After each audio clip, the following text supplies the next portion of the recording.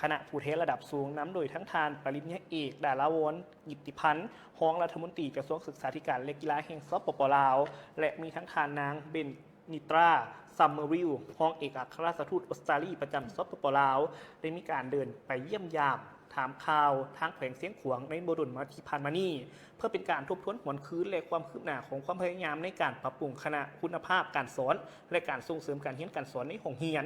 การเยี่ยมยามในครั้งนี้มันเป็นการประกาศเพื่อเป็นการสังเกตการณ์และเป็นการยกระดับการพัฒนาชีวิตการเป็นอยู่ชีวิตครูแบบต่อเนื่องในขั้นตอนของการเรียนและการสอน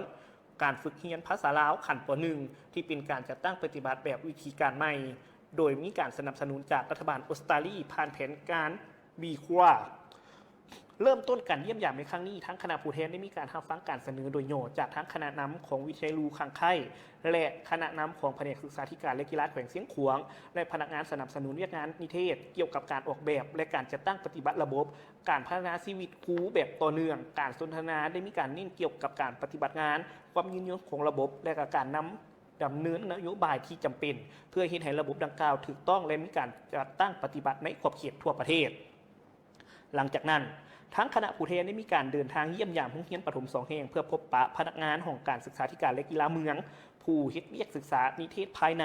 ผู้อำนวยการโรงเรียนและบรรดาครูอาจารย์นักเรียนและครูสอนที่โรงเรียนนอกจากนี้ทั้งคณะผู้แทนได้มีการศึกษาว่าการสนับสนุนระบบการพัฒนาวิชาชีพครูแบบต่อเนื่องได้ช่วยปรับปรุงรูปแบบการสอนและมีส่วนร่วมของนักเรียนในด้านการเรียนรู้ของพวกเขาได้แนวใดการสนทนากับครูและผู้ให้การสนับสนุนทางด้านการสอนได้มีการยั่งยืนว่าการสนับสนุนตัวจริงอย่างเป็นประจำให้แก่ครูสอนโดยผ่านทางการนำการติดตามช่วยเหลือและโดยผ่านกิจกรรมพัฒนาวิชาชีพแบบเป็นกำลังสร้างความเข้มแข็งทางด้านการสอนในแต่ละมือนอกจากนี้ทั้งทานปริญญาเอกดาราวรกิตติพันธ์ยังได้มีการกล่าวตื่นอีกว่าระบบสนับสนุนครูที่เข้มแข็งแม้นมีความจำเป็นหลายเพื่อเฮ็ดให้การปรับปรุงการเรียนรู้ให้มีความยืนยงทานยังกล่าวตื่นอีกด้วยว่าการลงทุนแม้นเพื่อเน้นใส่ระบบการพัฒนาชีวิตการเป็นครูของต่อเนื่องเฮ็ดให้การปฏิบัติในขั้นเรียนการส่งเสริมขีดความสามารถในท้องถิ่นพวกเขาสามารถรับประกันได้ว่าครูได้มีการรับประกันติดตามการช่วยเหลือได้รับคำแนะนำที่เป็นประโยชน์อย่างเป็นปกติเมื่อครูสอนได้รับการสนับสนุนพวกเขาเจ้ามีความมั่นใจและสามารถสอนได้อย่างมีประสิทธิภาพหลายขึ้นเฮ็ดให้นักเรียนได้รับมากผลโดยเฉพาะแม่นผู้ที่อยู่เขตห่างไกลและพื้นฐานเว้ารวมก็คือภาษาลาวในเป็นหลักในครอบครัวนอกจากนี้ทั้งทานางเบนนิตราซัมเมอริลยังได้มีการกล่าวตื่นอีกว่าครูที่ได้รับการฝึกอบรมที่ดีกว่าเก่าจะสามารถตอบสนองความต้องการทางด้านการเรียนรู้ที่หลากหลายของเด็กทุกคนพร้อมเดียวกันนี้ท่านยังกล่าวตื่นอีกว่ารัฐบาลออสเตรเลียยังมีความภาคภูมิใจหลายที่ได้ร่วมกันกับกระทรวงผ่านแผนงานเบอร์ครัวเพื่อสร้างระบบที่สามารถนำใช้ในขอบเขตทั่วประเทศเพื่อช่วยครูสามารถสืบต่อการเรียนรู้และเติบโตในสายอาชีพครูของเขาเจ้าความคืบหน้าที่พวกเขาได้อยู่ที่ทางแขวงเสียงขวางในมือนี้แสดงให้เห็นว่าวิธีการนี้ได้สร้างมากผลอันแท้จริงและเป็นการให้ทุนที่มีความคุ้มค่าสำหรับอนาคตของสปป.ลาวอันนี้ก็ถือว่าเป็นอีกหนึ่งงานทางผสมที่สำหรับงานในครั้งนี้นะคะผู้ชมได้เอิ้นว่าหรือเอิ้นได้ว่าเป็นงานที่ครบทุกการบริการของครูค่า PTT ที่ได้เปิดให้บริการแก่ประชาชนลาวบ่ว่าจะเป็นทั้ง PTT Station ปั๊มน้ำมันที่มีคุณภาพระดับสากลและกาแฟ Amazon ห้างกาแฟที่ดีที่สุดและยังมี 7-Eleven ห้างสะดวกซื้อที่ครบทุกประเภทนอกจากนั้นยังมีหัวข้อสัมมนาต่างๆที่น่าสนใจสำหรับงานดังกล่าวนี้แมนได้จัดขึ้นในวันที่ 19 ธันวาคมที่ผ่านมาอยู่ที่โรงแรมอมรีโฮเทลเวียงจันทร์และเข้าร่วมโดยมีทานพิละเวศขออภัยทานพิละเวศณละนองผู้อำนวยการบริษัท PTT ลาวจำกัดและยังมีบรรดาทานผู้บริหารธุรกิจคู่ค่านักสัมมนากรเข้าร่วมอย่างหลวงหลายซึ่งวันในปัจจุบันทาง PTT Station ได้มีสถานีบริการน้ำมันทั้งหมด59สถานีนับตั้งแต่ปี 2011 และในปี 2026 จะเปิดให้บริการอีก 6 สถานีด้วยกันด้วยการบริการที่เน้นถึง 4 มาตรฐาน 4 มันเซน 1. มั่นใจคุณภาพน้ำมันทุกหยดได้มาตรฐานผ่านการควบคุมคุณภาพตั้งแต่หับเข่าสางจนถึงหัวจ่ายน้ำมัน 2. มั่นใจเรื่องปริมาณน้ำมันเต็มลิตรด้วยการควบคุมหัวจ่ายและการสั่งตวงที่ผ่านการตรวจสอบเป็นอย่างดี 3. มั่นใจเรื่องการบริการพนักงานยิ้มแย้มแจ่มใสสุภาพมีสิ่งอำนวยความสะดวกครบทั้งห้านกาแฟอเมซอนห้านสะดวกซื้อห้านอาหารศูนย์บริการเปลี่ยนถ่ายน้ำมันเครื่องและห้องน้ำที่สะอาดและอันที่ 4 ก็คือมั่นใจสุดท้ายคือ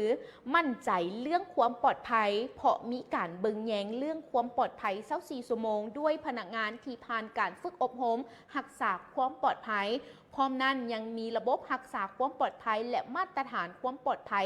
ระดับสูงอีกด้วยพร้อมเดียวกันนี้นะคุณผู้ชมในปี 2016 นี้ PTT Station ได้วางแผนการปรับปรุงขนาดใหญ่เพื่อที่จะยกระดับการบริการให้ทันวาระขึ้นใหม่นี่เนาะก็คือให้ทันสมัยใหม่นี่และก็เช่นกันก็คือการบริการของทั้งพนักงานและความสะอาดงามตาของสถานที่ห้องน้ำที่ต้องได้รับการปรับปรุงบางจุดที่มีการเปเพและภาพลักษณ์สถานีและก็ภาพลักษณ์ของทั้งสถานีบริการน้ำมันอุปกรณ์ทุกอย่างต้องพร้อมใช้งานเสมอนะผู้ชมอันนี้เป็นเนื้อในที่เพิ่นนำมารายงานสำหรับงานในครั้งนี้ก็คือการจัดสัมมนาคู่ค่านั่นเองพร้อมเดียวกันนะเขายังมีเป็นเสียงสัมภาษณ์ของทานนิกรวังวิเศษห้องผู้อำนวยการสายงานจัดหาผลิตภัณฑ์และโลจิสติกให้ทุกท่านได้ติดตามรับชมรับฟังกันตื่นอีกด้วยจากการที่เขามีรถโมบายแลบหรือหน่วยตรวจสอบกวดกาคุณภาพน้ำมันคันทีเพื่อเป็นการกวดกาให้น้ำมันได้คุณภาพให้ผู้บริโภคมีความสม่ำในการไปใช้บริการปั๊มน้ำมันปตท.ทุกสาขาในทั่วประเทศโดยปกติแล้วพวกเขาก็มีการแข่งขันในการกวดกาคุณภาพตามตัวแทนปั๊มต่างๆอยู่แล้วเพื่อเป็นการรักษาคุณภาพแต่ตอนนี้พวกเขามีรถโมบายแลบตัวนี้เข้ามาช่วยขอให้คุณความสะดวกสบายในการลงพื้นที่ตามปั๊มตัวแทนต่างๆในทั่วประเทศในรถโมบายแลบของพวกเขามีอุปกรณ์ที่ทันสมัยในการวิเคราะห์คุณภาพน้ำมันและตรวจสอบหัวจ่ายน้ำมันไปพร้อมๆกันว่ายังปกติเต็มลิตรเต็มราคาหรือบ่ตัวนี้แม่นพวกเขาได้เอาใจใส่อย่างละเอียดและเป็นประจำอยู่แล้วซึ่งรายละเอียดในตัวแทนการตรวจสอบแม่นพวกเขามีทีมงานสาธิตให้เบิ่งเพิ่มเติม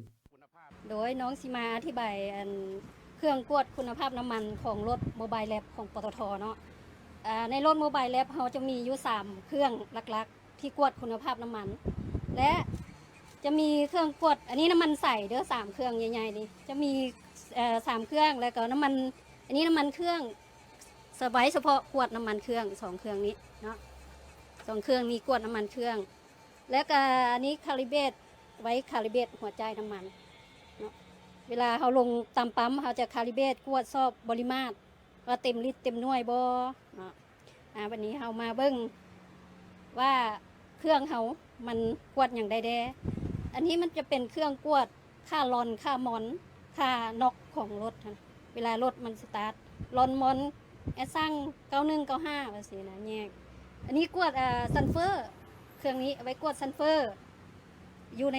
ตัวเนื้อน้ำมันอันนี้มันจะเบิ่งว่าซัลเฟอร์หลายมันเฮ็ดให้สิ่งแวดล้อมเฮาบ่นั้นเกี่ยวกับสิ่งแวดล้อมตัวนี้อันนี้ค่ากันกั้นกวดค่ากันกั้นจะหูนี่หูการปนเปื้อนของน้ำมันเครื่องนี้น้ำมันถ้าสมมุติมันปนจุดฟดของน้ำมันมันแตกต่างกันเนาะสมมุติกระส่วนมันฟด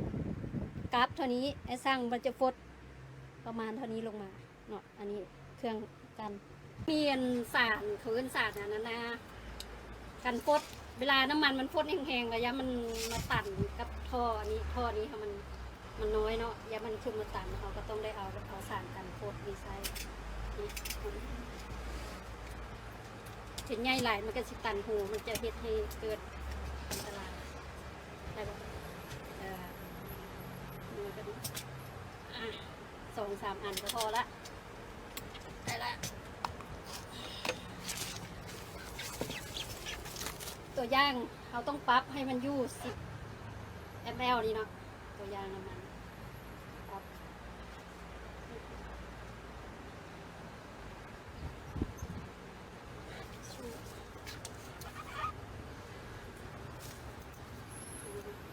สั่นตัวย่างน้ำมันลงนี่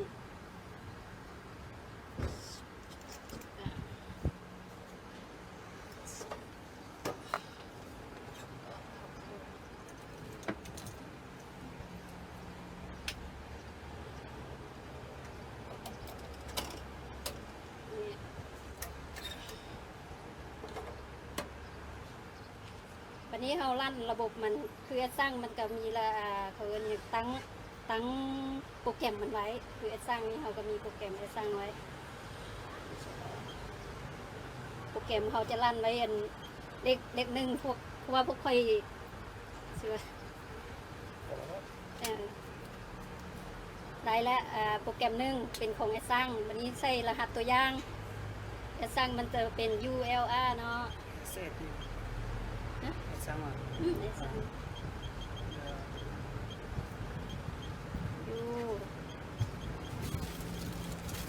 ล้ว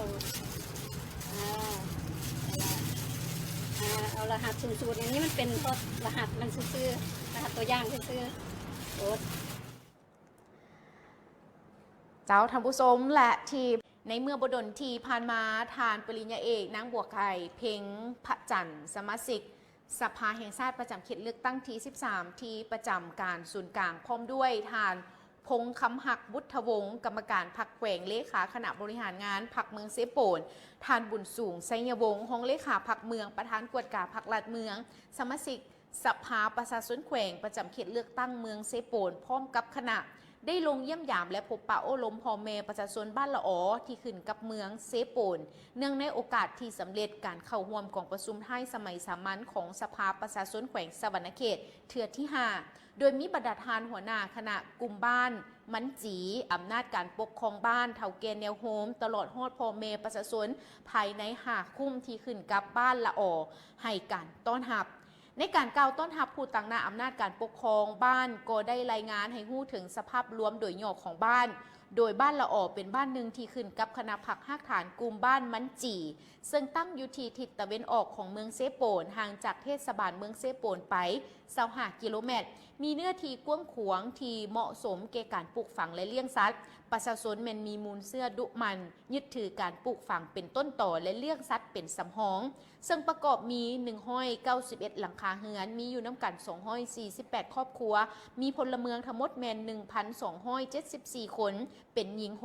646คนมีเนื้อที่ปลูกไม้อุตสาหกรรมประเภทไม้วิกจำนวน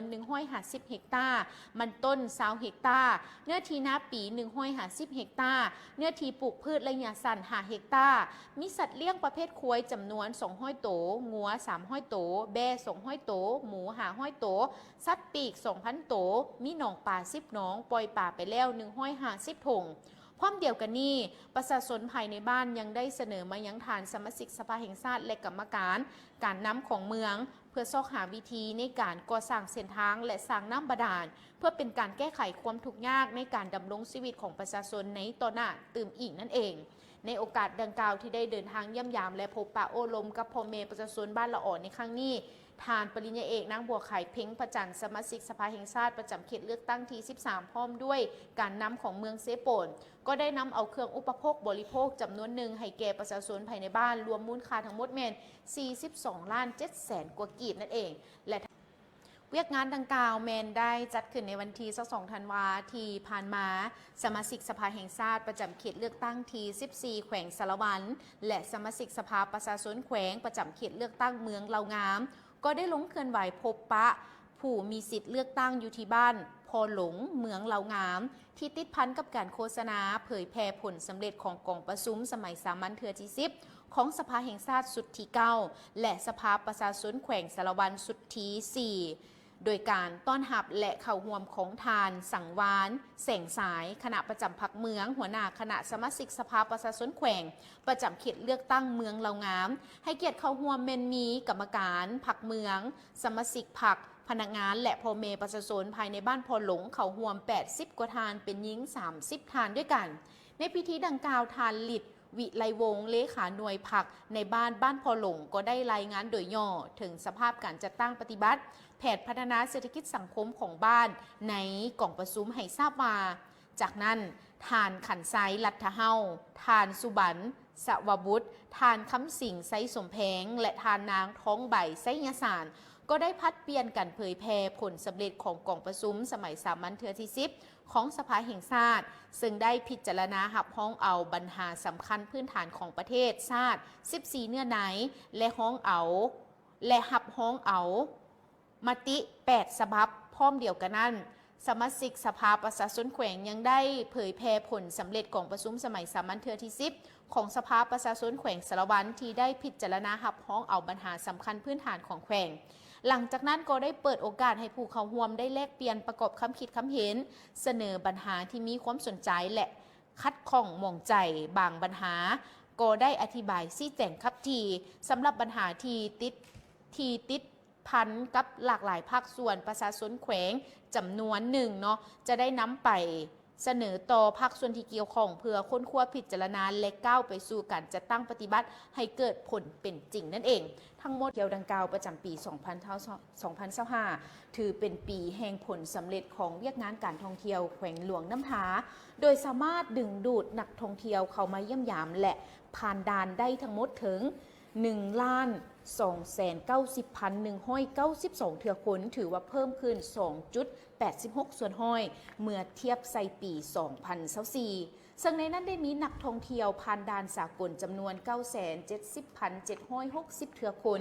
และผ่านเส้นทางรถไฟลาวจีน 136,410 เทื่อคนสามารถสร้างรายรับทางกงและทางอ้อมเข้าแขวงได้มหาศาลถึง 40 ล้านกว่าดอลลาร์สหรัฐผลสำเร็จนี้แมนย้อนการเอาใจใส่ซี่นำพาของคณะผักคณะแผนกและพนักงานแขนงการท่องเที่ยวที่ได้สุ่มใส่สีเวียกงานต้นต่อก็คือด้านการพัฒนาแหล่งท่องเที่ยวปี 2025 แขวงหลวงน้ำทาได้รับรางวัลมาตรฐานอาเซียน 2 รางวัลก็คือรางวัลการท่องเที่ยวแบบประชาชนมีส่วนร่วมหรือ CBT วงจรท่องเที่ยวผจญภัยซุ้มโซนบ้านนาลันเหนือและได้รับรางวัลห้องน้ำสาธารณะสะอาดพร้อมเดียวกันนี้ก็ได้สำเร็จการเขียนแผนการโครงการเพื่อกำหนดเอาธงนาหลวงน้ำทาเป็นมรดกด้านวัฒนธรรมและการท่องเที่ยวพร้อมทั้งได้ร่วมมือกับองค์การกอยก้าและ ADB ในการสำรวจและจัดแผนพัฒนาการท่องเที่ยวของแขวงในระยะ 5 ปีก็คือนับแต่ปี 2027 จนถึงปี 2031 อีกจุดเด่นเป็นการริเริ่มเวียกงานอนุรักษ์นกขัวซึ่งเป็นสัตว์ประจำแขวงอย่างจริงจังอีกด้วยสำหรับในเรื่องของการโฆษณาและส่งเสริมทางด้านการท่องเที่ยวแม้ได้มีการปรับปรุงระบบข้อมูลข่าวสารให้ทันสมัยโดยสำเร็จการป้อนข้อมูลแผน Google Map สถานที่พักแรมและร้านอาหารทั่วแขวงการแปลประวัติ 17 ชนเผ่าเป็นภาษาอังกฤษและการโฆษณาผ่านทางสื่อสังคมออนไลน์บ่ว่าจะเป็นทาง Facebook TikTok อย่างต่อเนื่องพร้อมเดียวกันนั้นก็ยังได้จัดงานเทศกาลยางป่าประจำปี 2025 อย่างเป็นขบวนการฟดฟื้นและก็ยังได้ปรับปรุงซี่บอกเส้นทางท่องเที่ยวหลวงน้ำทาวิลเล่เลาส์จำนวน 64 ป้ายด้วยกันสำหรับด้านการคุ้มครองธุรกิจปัจจุบันทั่วแขวงแมนมีหัวหน่วยธุรกิจท่องเที่ยว433 หัวหน่วยรวมมูลค่าการลงทุนแมน504 ตื้อกีบภาคส่วนที่เกี่ยวข้องก็ได้เอาใจใส่ลงกวดการและจัดระเบียบการบริการโดยเฉพาะเป็นการปรับปรุงตลาดกลางคืนเทศบาลแขวงการออกใบอนุญาตดำเนินธุรกิจและใบยั่งยืนมาตรฐานต่างๆเพื่อรับประกันคุณภาพการบริการด้านการพัฒนาบุคลากรพร้อมนั้นทางด้านการพัฒนาบุคลากรนี้ก็ได้สุ่มใส่ยกระดับความรู้ให้แก่พนักงานและผู้ประกอบการโดยการจัดฝึกอบรมการออกแบบสื่อสิ่งพิมพ์การตลาดออนไลน์การบริการปัจจุบันทั่วแขวงมีพนักงานนำเที่ยวทั้งหมด76 คนเพิ่มขึ้นจากปีผ่านมา45 คนซึ่งเป็นกำลังแห้งอันสำคัญในการรับฮ้องนักท่องเที่ยวนั่นเองสำหรับทิศทางแผนการในปี 2026 ที่จะมานี้อิงใส่ทางแห้งและผลสำเร็จที่ผ่านมาในปี 2026 แขนงการท่องเที่ยวแขวงหลวงน้ำทาได้วางคาดหมายสู่ซนดึงดูดนักท่องเที่ยวให้ได้ 1,441,568 เทื่อคนและสร้างรายรับให้ได้ 45 ล้านดอลลาร์สหรัฐเพื่อบรรลุคาดหมายแขวงจะได้สุ่มใส่การเขียนแผนวิสัยทัศน์จนฮอดปี 2040 และยุทธศาสตร์จนฮอดปี 2035 สืบต่อสุกยู่บริษัทเอกชนที่ได้เซ็นบทบันทึกความเข้าใจในการพัฒนาแหล่งท่องเที่ยวให้ได้เซ็นสัญญาพัฒนาและผู้ที่ได้เซ็นสัญญาให้ได้ลงทุนพัฒนาอย่างเต็มรูปแบบสืบต่อพัฒนาเส้นทางท่องเที่ยวยางป่าและลงเรือในเขตป่าสงวนน้ำหาสร้างสัญญาณนกขัวตามแหล่งท่องเที่ยวและสุกยู่การจัดงานเทศกาลบุญประเพณีต่างๆ พร้อมเดียวกันนั้นจะได้สืบต่อยกระดับการคุ้มครองธุรกิจให้เข้าสู่ระเบียบการ และพัฒนาบุคลากรให้มีคุณภาพ เพื่อหับห้องการเติบโตของอุตสาหกรรมการท่องเที่ยวในยุคใหม่นั่นเองถือว่าทั้งแขวงหลวงน้ำพา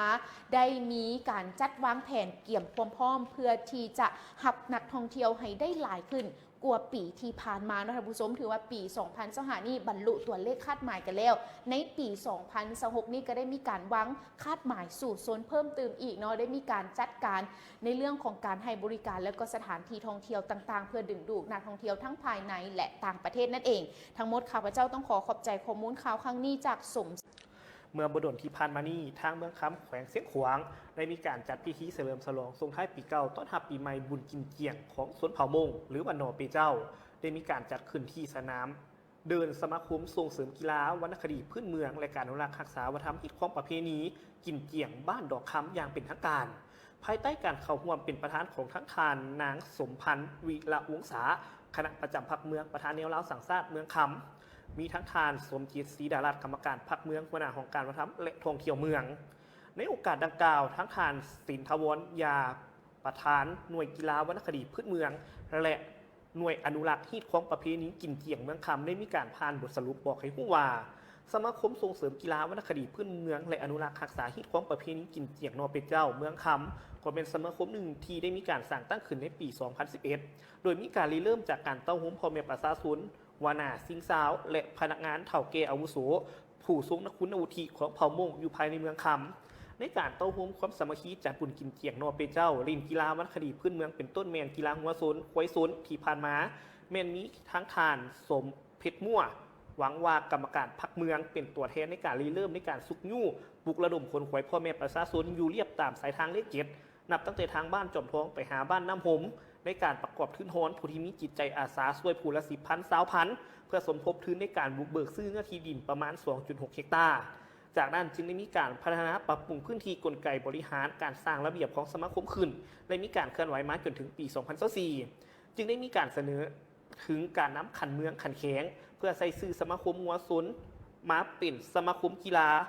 วันพดีพื้นเมืองและอนุรักษ์รักษาวัฒนธรรมฮิตของประเพณีกินเกียงนอเปเจ้าและมีสิทธิ์และหน้าที่ขอกำหนดกฎระเบียบเป็นอันเฉพาะของสมาคมเพื่อโต้ร่วมความสามัคคีบรรดากีฬาวรรณคดีพื้นเมืองเข้าสู่ระบบกติกาเทคนิคนิติกรรมและมีข้อมูลกำหนดไว้ข้างถึงนอกจากนี้ในการแข่งขันกีฬาหัวสนควายสนม้าแลนกีฬาวรรณคดีพื้นเมืองประเภทต่างๆการจัดการจัดตั้งปฏิบัติดำรัสของนายกรัฐมนตรีฉบับเลขที่115/นย.ลงวันที่29 เมษายน ปี 2009 และดำรัสว่าด้วยสมาคมฉบับเลขที่238/ลบ.ลงวันที่11 สิงหาคม 2017 ฉบับปรับปรุงนอกจากนี้คำแนะนำจากทางกระทรวงภายในฉบับเลขที่05/พน.ลงวันที่11 ตุลาคม ปี 2017 เกี่ยวกับการจัดตั้งปฏิบัติดำรัสว่าด้วยสมาคมและนิติกรรมอื่นๆเป็นบทอ้างอิงในการสร้างขบวนการของสมาคมกีฬาวรรณคดีพื้นเมืองและอนุรักษ์ฮีตความประเพณีกินเกียงนอปีเจ้าในการโฆษณาศึกษาอบรมในสมาชิกสมาคมตลอดฮอดพ่อแม่ประชาชนให้ฮู้และเข้าใจถึงภาระบทบาทสิทธิและหน้าที่ของสมาคมอยู่ภายใน12 จุดบ้านเพื่อพันขยายบรรดาแนวทางของพรรคและนโยบายของรัฐและสุขยุส่งเสริมการผลิตปลูกฝังเลี้ยงสัตว์การเก็บกู้ผลผลิตประจำปีเป็นแบบอย่างในการอนุรักษ์รักษาวัฒนธรรมฮีตความประเพณีกีฬาวรรณคดีพื้นเมืองและวัฒนธรรมอดีงามของเผ่ามงให้มีความยืนยงเคียงคู่กับส่วนเผ่าตลอดไป